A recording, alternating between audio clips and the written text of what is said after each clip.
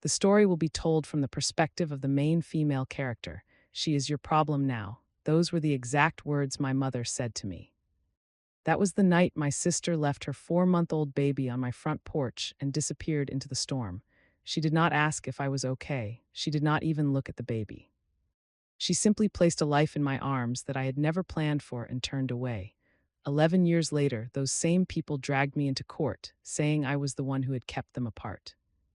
I sat there with a closed folder in my hands that they did not even know existed, listening to them tell lies as if it required no effort at all. When I finally stood up to speak, the atmosphere in the room shifted because the truth inside that folder was not only painful, it revealed things they never imagined I knew. For a long time, I believed my life was small in the best possible way. It was quiet and predictable. I worked long hours as a pediatric nurse. When my shift ended, I returned to my small one-bedroom apartment in a peaceful corner of the city. I reheated leftovers, watered my houseplants, and fell asleep to the steady hum of the heater. I never imagined myself becoming a mother, and I definitely never imagined it would happen with a baby wrapped in a damp blanket in the middle of the night. But life does not ask if you are ready for it. It simply arrives and waits to see what kind of person you become afterward. The night my sister vanished almost felt unreal. One moment I was standing in my living room folding laundry while thunder shook the windows. The next moment I was staring down at a 4-month-old baby sitting in a car seat on my porch. Rainwater dripped from the plastic cover. Tucked near her tiny fingers was a short, messy note. She looked so small, so fragile. Her breathing came in uneven little bursts, almost as if she understood she had been left alone.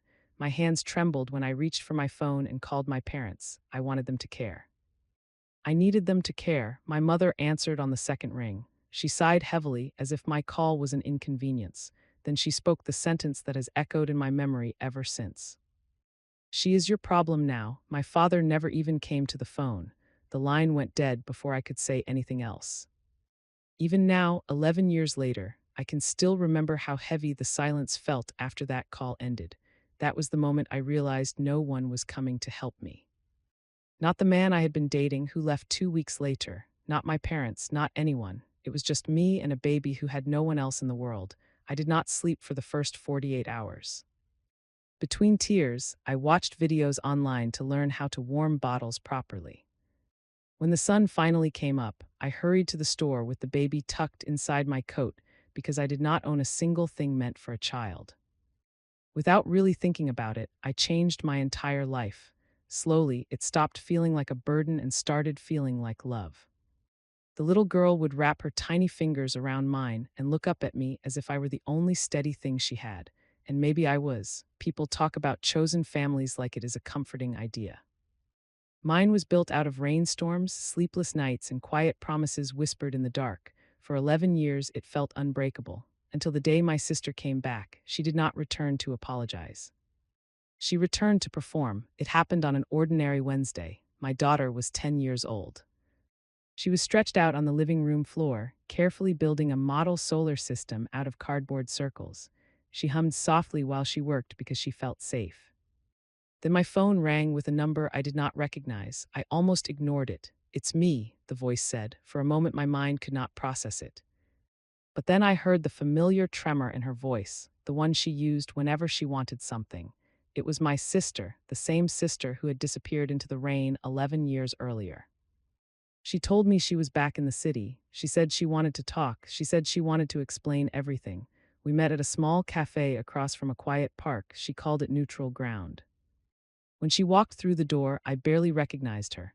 Her hair was neatly styled and her makeup was soft and careful. She did not resemble the desperate young woman who had abandoned a baby on my porch. She looked polished, almost elegant. "I've been sober for 6 years," she said softly, folding her hands together. I told her the truth about my life, but cautiously. I kept my guard up. "I'd like to meet her," she said. "If you think that would be okay." She spoke as if she had not given up that right a long time ago. I did not agree right away. I thought about my daughter's fragile sense of security. I thought about the nights she woke up from nightmares and whispered, "Don't let them take me." Eventually, I allowed one carefully controlled meeting. We chose the Children's Museum. It was bright, noisy, and full of people. Safe. My daughter clung tightly to my hand and barely spoke at first. My sister approached her slowly, almost cautiously, as if she were trying to earn something. Then my daughter looked up at her and said simply, "My mom is my real mom." My sister burst into tears. For a brief moment, I wanted to believe they were genuine tears, but people who spend their lives running from consequences rarely stay sad for long. Over the next few months, my sister began appearing more often. She visited every week. She sent texts asking about school. Sometimes she left small gifts at our door. My daughter had a gentle heart, and little by little she started talking to her. I did not trust any of it, but I also did not want my daughter to feel trapped by my fears. Then one evening, after my daughter had gone to bed, a message appeared on my phone. "We need to discuss something important tomorrow." It was signed by my sister and her new husband. His name was Derek. I had never met him. The following afternoon, they sat across from me at my dining table. Their hands were intertwined, and they wore identical calm smiles, as if they had already decided how the conversation would end. "We want custody," Derek said smoothly. My sister did not react at all. I glanced down at the crayons my daughter had left scattered across the table. Something inside me snapped into place with cold clarity. This was not a family reunion. This was a takeover. For a moment, I could not breathe. The word custody hurt more than anything my sister had ever done, even abandoning her baby on my porch. My fingers gripped the edge of the table to stop them from trembling. "You can't be serious," I said quietly. "We are," Derek replied, his voice calm and polished. "She deserves a traditional household, a stable home, two parents." He spoke as if I had not been filling both roles for 11 years. My sister nodded sympathetically. "You've done so much for her." "Truly, but it's time she comes home." Home. My daughter's home was 10 feet down the hallway. Her drawings covered the walls. Her shoes sat by the front door. I did not argue then. My daughter was in the next room, and I knew she could hear every word. I walked them to the door with a blank face and steady voice. They mistook my calmness for weakness. Later that night, after tucking my daughter into bed, I heard her murmuring in her sleep, "Don't take me. Please don't take me." I sat beside her bed on the floor and placed my hand gently on her back. I could feel her trembling beneath the blanket. In that quiet moment, I made a final decision. I was not going to lose her, not to my sister, not to anyone. 3 weeks later, the legal letter arrived. It was a formal request for custody, printed in cold, impersonal language.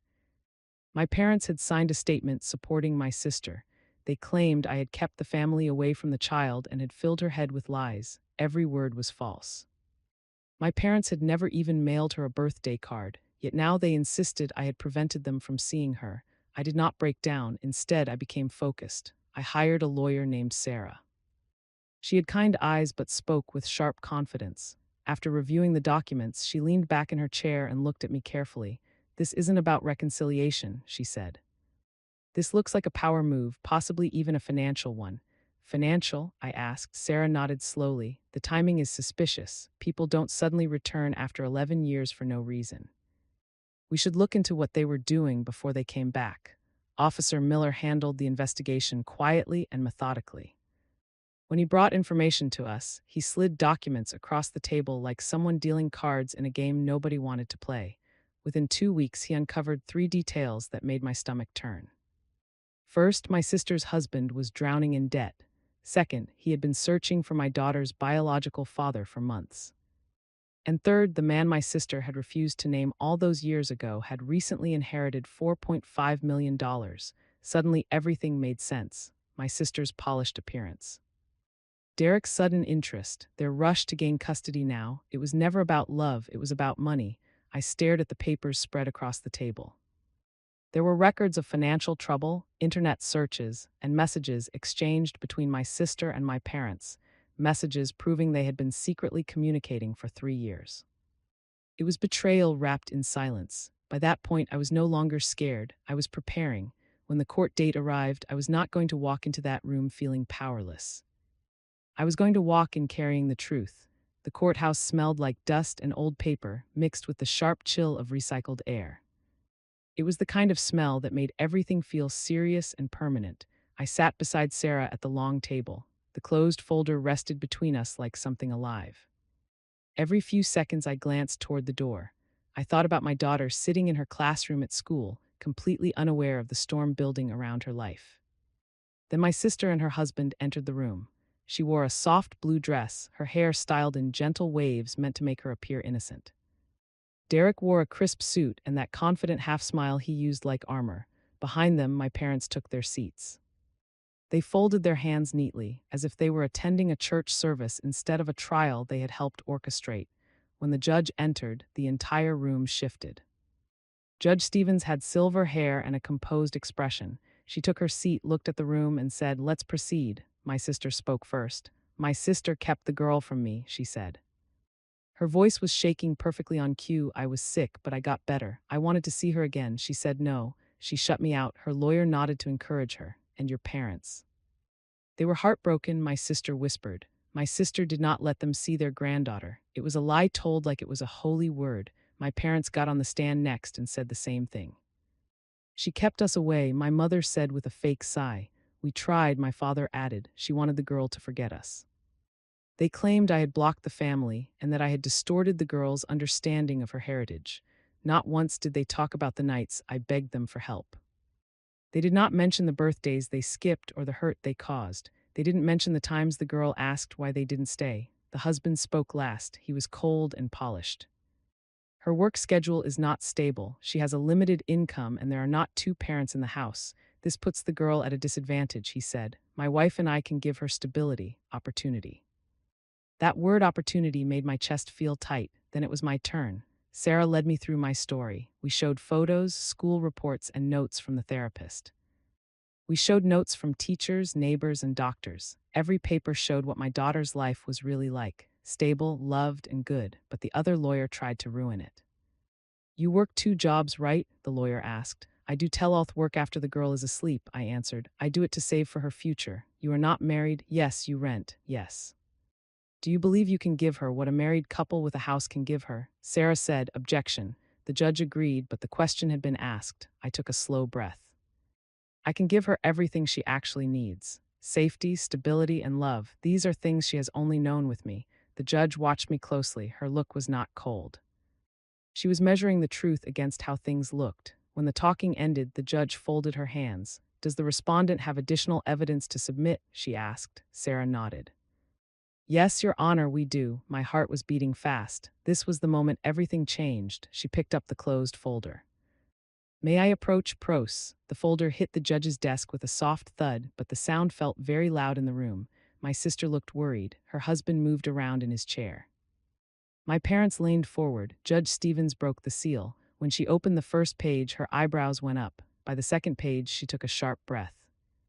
By the third page, her face looked very hard. "What is this?" she asked. Her voice was quiet but sharp. "These are facts from a licensed private investigator," Sarah said.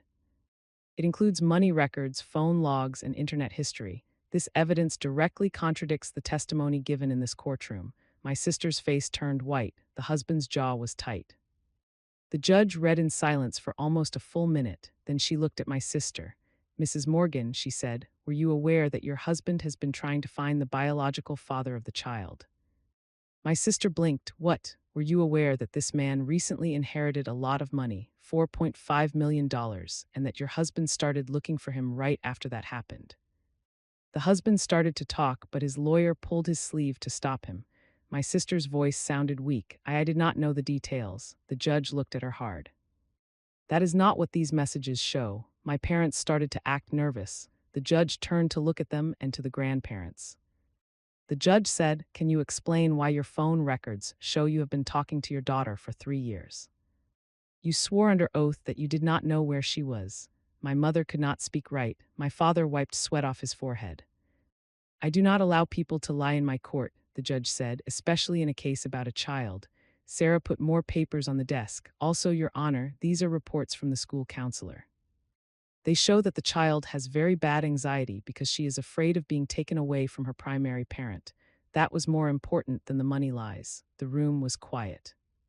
Judge Stevens closed the folder, then she looked right at me. "Please stand," she said. My legs felt weak, but I stood up. "This court sees that you have given this child 11 years of constant love and care." She said, "The girl sees you as her real parent. Taking her out of your home would hurt her emotions and is not what is best for her. Therefore," she continued, "custody remains solely with you." I made a small sound. It was a quiet, broken gasp. To the birth mother, Judge Stevens said firmly, "You are granted supervised visitation contingent upon continued compliance with all court recommendations." The husband jumped up. "Your Honor, sit down, Mr. Dalton," she told him.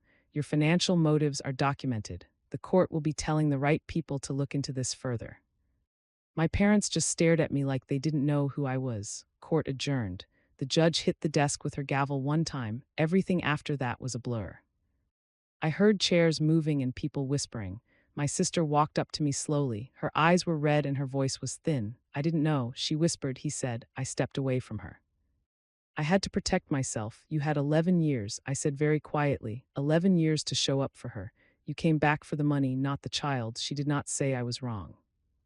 I walked out of the courtroom and saw the sunlight coming through the windows. It felt warm on my face. It felt like I was finally breathing after being underwater for a long time. My phone buzzed.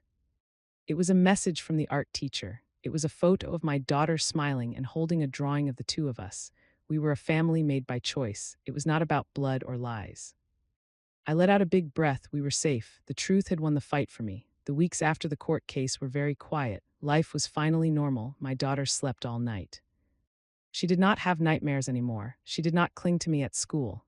She used bright colors when she drew, like yellow and blue, instead of the gray colors she used before. I met my parents one time at a cafe. We did not yell or fight. There was just a lot of space between us that would never go away. They wanted to see the girl. I told them the rules. I told them they would be watched and they could not lie. They said okay, but I saw that they knew they had no power anymore. My sister divorced her husband quietly. She sent me a short message to say sorry. I did not say I forgave her, but I did not close the door completely. For the sake of the girl, maybe things could be easier one day. Sarah helped me finish the paperwork for long-term guardianship. It was strong and final. One evening, the girl and I were sitting on our small porch eating ice cream. She put her head on my shoulder. "Mom, we're okay now, right?" she asked. I smiled and touched her hair. "Yes, sweetheart, we're more than okay." The future felt big and it was ours.